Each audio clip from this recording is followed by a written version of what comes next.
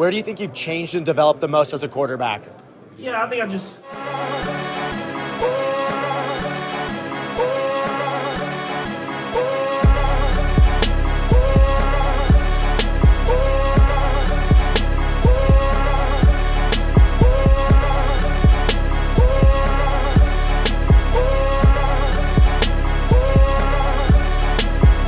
Ladies and gentlemen, my name is Caden Kubler. We are live here from Super Bowl 58 in Las Vegas, Nevada. We've got all the exclusive content for you right here. Let's go. Hey Fred, when you look at the adversity that you guys have faced from the Super Bowl a few years ago, last year's NFC Championship, and then overcoming that 17-point deficit, with all these long off seasons, how has this fueled you to get back to this point?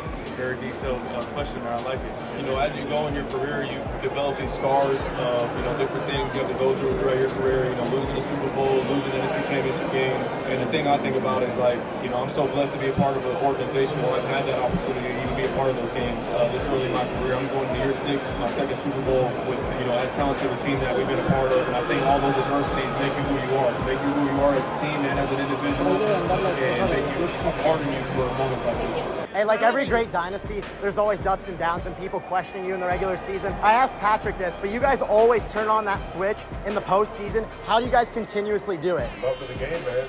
The desire to want to get better and be there for the guy next to you. I think that once you have the heart of a competitor and you see that same desire in the ones around you, you just want to play that much harder and that much better for them. Hey, George, a few years ago when you lost in the Super Bowl, you said, "I will be back here with a vengeance." Yep. What does it mean for you to be back here in the Super Bowl? I'm just very thankful for this opportunity. I'm thankful that I'm on a team that is committed the right way. They try their best every single day. It's hard to win football games in the NFL, but I'm just thankful for this opportunity and another shot at winning. So often in the league, you see guys play for clout, money, and fame, but you always play with such a joy. Yep. When you pancake guys, you're laughing. When guys hit you, you say good hit. Why do you love football so much?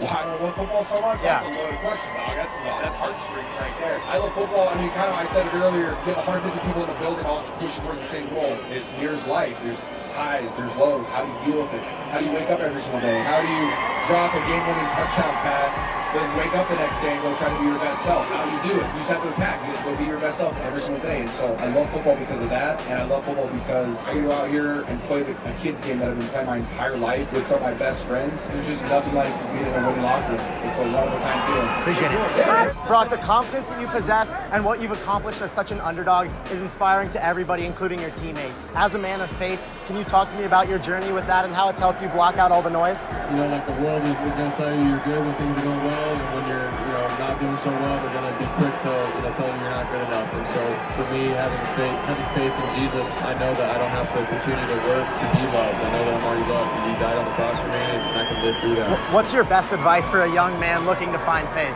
Purpose. If you want purpose in life, not just to chase money and status and all the things that the world offers, but purpose to live, and that's in Jesus Christ. Every year in the regular season, there's doubters and critics, but when the postseason comes, you and Kelsey flip this switch and become unstoppable. How do you guys continue to do it every single year? I think it's just competitiveness. We want to not leave any stone unturned. We want to be great every single time that we're on the football field. And I think whenever that intensity rises, we rise. And that's what you have to do as an athlete or in any profession is whenever stuff gets more pressurized, you have to be better. And that's what we try to do every single time we're out there. When you look at your offense over the past few years, at one point you had all these highlight plays with Patrick Mahomes and Tyreek Hill, and now you're dominating teams at the line of scrimmage more than ever. Can you talk to me about the evolution of your offense over the past few seasons? Yes, well, Tyreek's not there, and so the other guys have had to kind of pick up and fill that in. Tyreek was a great player for us. And then our offensive line, those inside three in particular, and really two of the three were real young guys. The other one was Joe is new to the mix. They all gelled together real well, and they've done a good job. Then we added the 2 tackles, and they've done well. So we bank on them pass and run game. What are you looking to carry over into this game against Patrick Mahomes and the Chiefs? Being good on third down and trying to get off the field. How have you accepted the opportunity of being more of a focal point of this offense? Whatever the coach has in store for you, let's roll. Rushy, being a rookie, what was it like walking into the building with Patrick Mahomes? I had to work for it, so that's probably why it was easier to stay humble about the situation, what was going on. What makes you so hard to bring down? I think it's just my mindset and the stuff that I put on tape. Kyle, after the NFC Championship, you and Brock Purdy embraced. The 2 years I've known Brock, I got so much love for him. Playing against your former team and the strides that you made under Spags. He studied a lot. He knows the offense he's playing against like the back of his hand. Ladies and gentlemen, we are live here from day 3 at Radio Row. We hit media night on Monday. There's many athletes walking around like Cam Newton, Dan Marino. The Pat McAfee show is live. We've got coverage of all of that. We're going to be hitting the 49ers team hotel tonight and the Chiefs team hotel in the morning. Stay tuned for more exclusive coverage.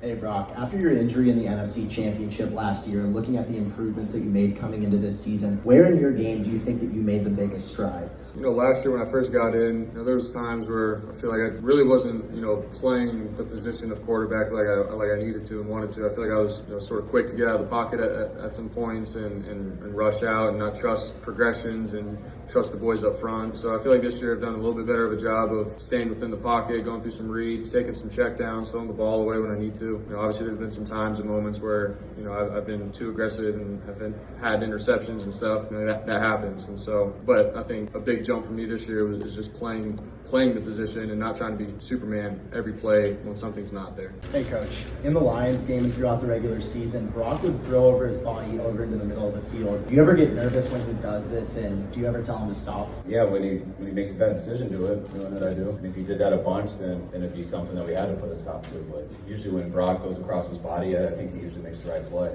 Quarterbacks do make that here and there, but if that's something you're just doing a bunch and making mistakes, you got to end that pretty fast. You got to have a reason to go back there, not just hoping you're getting lucky. Christian, looking at other running backs in the NFL, when they hit the age of 27 to 28, they normally have a big decrease in production. With this being the usual age of regression, how have you stayed at the top of your game? I think maybe that's been true for the last, 5 or 10 years, but that hasn't been true when you look at the history of the NFL. And you look at backs like Emmitt Smith, Marshall Faulk, and Barry, and all these guys who, they were good forever. Some of the great, look at Derrick Henry. Derrick Henry has, anytime he touches the ball, he can score. And so with the league, I think it depends on the guy. I think that's a myth that hopefully we continue to debunk. You have to take extreme care of your body, extreme care of your mind, and you have to dedicate your life to this game. I think that's true if you play receiver. I think it's true if you play DN. I think it's true if you play any position. Obviously it's a physical position, but so is linebacker, so is football. To me, it's just about dedicating your life to this and having really good mechanics. You got to have good body maintenance people. You got to have a good training scheme, and you just have to continue to prepare. When you look at losing in the NFC Championship last year and being at that low point, how does your faith help pull you out of that? The moment I surrendered to God, I mean, my life got a lot easier because I realized that this is His plan, and all I can control is what I can control. And I think this team had that mindset too. We had a really salty feeling about last year, obviously, but we had a lot of the same guys on the team. We lost a few of them, but a lot of the same guys on the team with that same mindset, hungry for this year. And a year later, we got an opportunity to win a Super Bowl. So for me and my specific faith, just trust God. To truly trust God means to get rid of your own wants, take it one step at a time.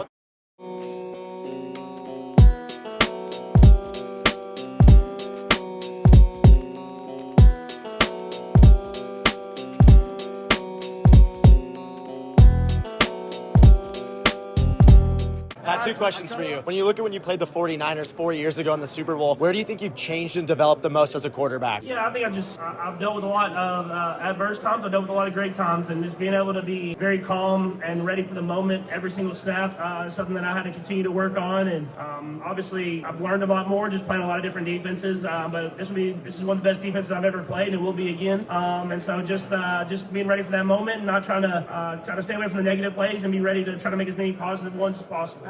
Three months ago, you purchased an Airbnb for you and your family. Did you do that again this year? And are you going to start calling your shot every single year for the Super Bowl? Yeah, the story got kind of, I think, swayed a little bit.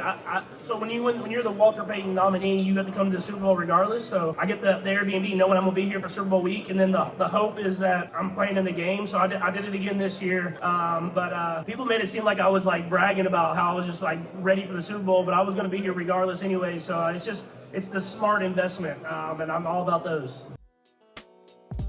What an absolutely incredible week down at Radio Row in Las Vegas for Super Bowl 58. Along with my interviews of the Chiefs and the 49ers, I also interviewed the best women's boxer of all time, Claressa Shields. I also interviewed the GOAT sports agent Lee Steinberg, who represents Patrick Mahomes, and finished off the week with Mr. Lights Out, Sean Merriman. Ladies and gentlemen, thank you guys so much for watching this video. And I told you we wouldn't be done making vlogs on this channel. Who knows where next year will take us. See you guys.